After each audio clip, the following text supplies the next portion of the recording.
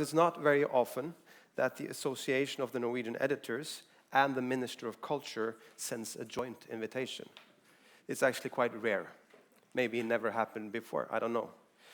But this tells us a lot about how important this dialogue is for both editors and also the Minister of Culture. And we also know that the Prime Minister of Norway has been personally very engaged in this matter. So now we look forward to hear your thoughts. The Minister of Culture, Linda Hofstad Helleland, and you're thinking about this issue. Welcome.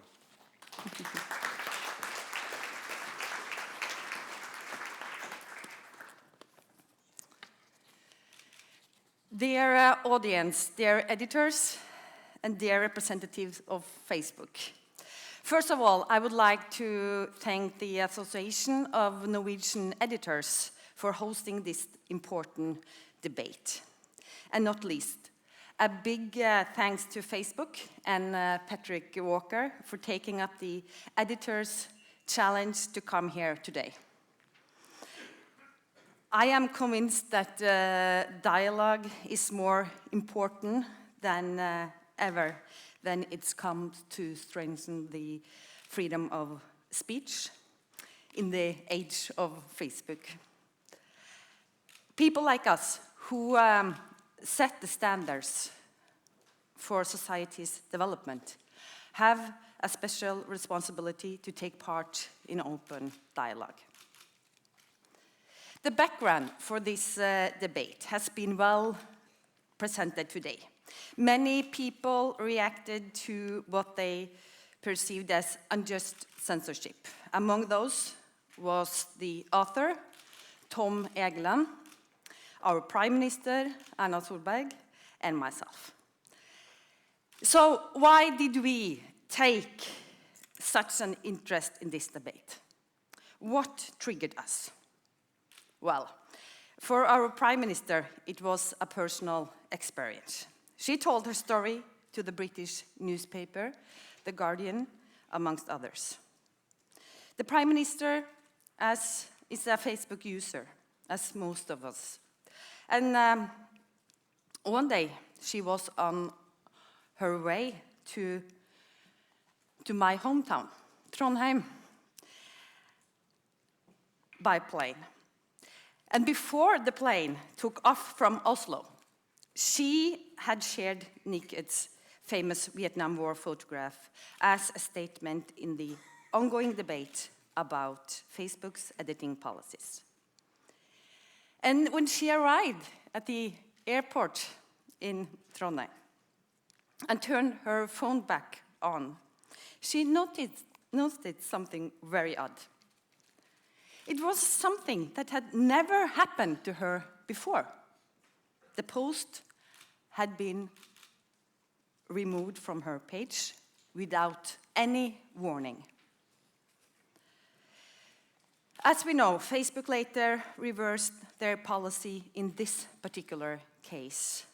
But serious questions still remained. These questions are very relevant to my responsibility as the Minister of Freedom of Speech. And this is why I chose to stand by the Association of Norwegian Editors' invitation to Facebook. And I'm very happy that you are here, Patrick, to discuss these questions with us today. I understand the social media's needs for so-called community standards. We need standards and we need monitoring. Otherwise, there is a risk that Facebook would redistribute punishable expressions.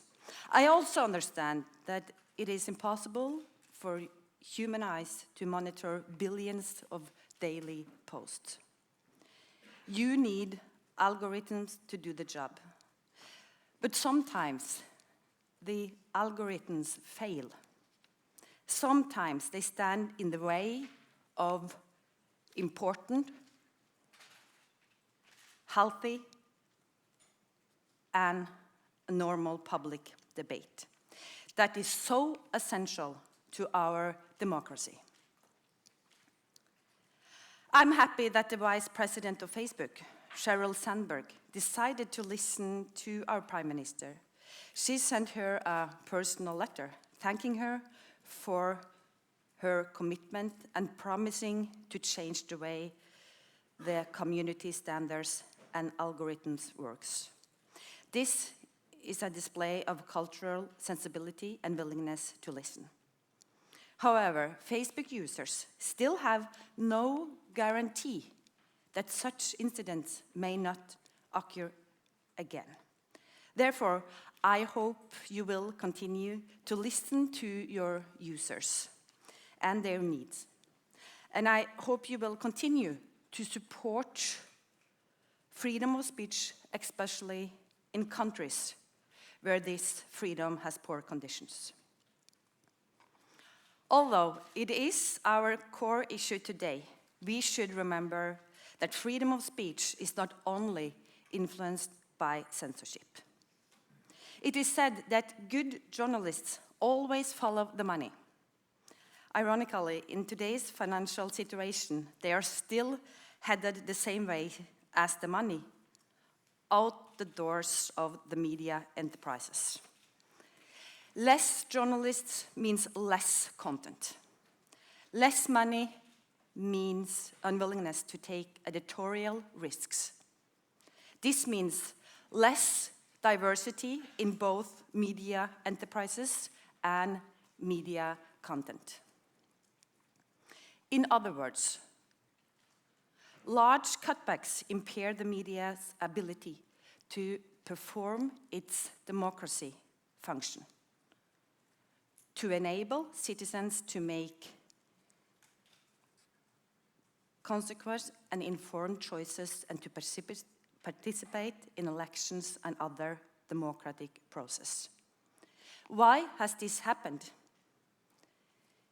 Digitization is one major cause, or rather the inability to establish new and profitable income models for the traditional media. The emergence of new digital players is the other reason why the media economy is threatened. All media depend heavily on advertising as a source of financing. Today, the advertising is moving towards online platforms and giants like Facebook and Google. This means a dramatic decline in profitability for the established media. The consequences are severe, not only for journalists losing their jobs.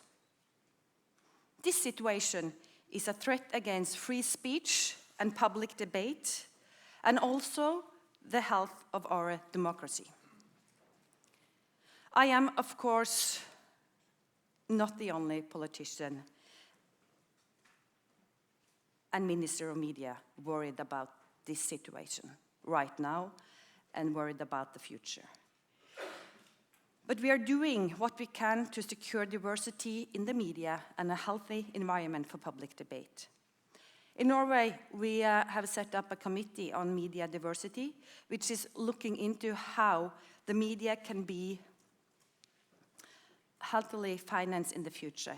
I have also taken an initiative to discuss with my fellow Nordic ministers' colleagues how we can face the challenge that Google and Facebook and other global companies pose to the Nordic model of media financing, and also how facing these challenges still can take care of our small language in the Nordic country, our culture and Nordic values. Facebook has provided the world with a unique tool. Not only can we communicate easily with friends and family all over the world, we can also share our thoughts and beliefs with the world. Democratic revolutions have started on social media. Important ideas and information travel across the globe every second. Services like Facebook will continue to change our lives and shape our future. With such fantastic opportunities comes very serious responsibilities. I do not doubt for a second that Facebook wants every person and every nation of the world to enjoy freedom of speech and unlimited access to a broad range of uncensored information. It's my hope that you will therefore continue to do all in your power to make this happen. And I think today, here in this room right now, it's an important step to strengthen the freedom of speech.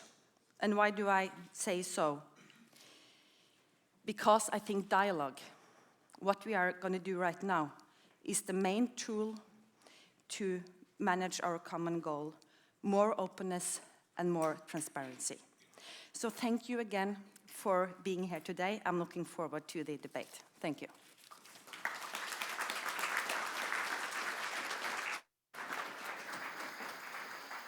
Thank you, Cultural Minister.